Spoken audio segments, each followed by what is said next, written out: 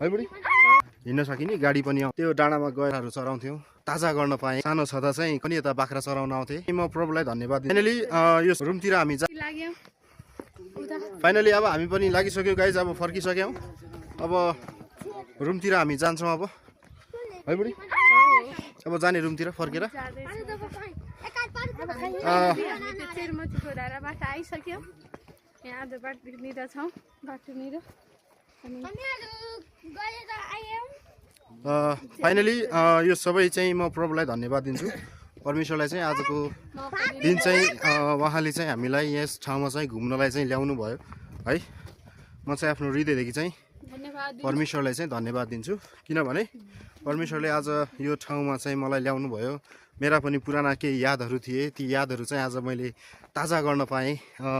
सानो छँदा चाहिँ कहिलेकाहीँ म पनि यता बाख्रा चराउन आउँथेँ है अनि बाख्रा चराउन आउँदा चाहिँ ऊ त्यहाँको डाँडामा जान्थेँ गाइज पछाडि भएको त्यहाँ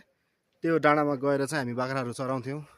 अनि यही बाटो भएर आउँथ्यौँ पहिला चाहिँ यो बाटो यस्तो थिएन अलि गाह्रो थियो बाटोमा हिँड्नलाई तर आजभोलि चाहिँ यता तर आजभोलि चाहिँ यता एकदम राम्रो भएको छ आजभोलि चाहिँ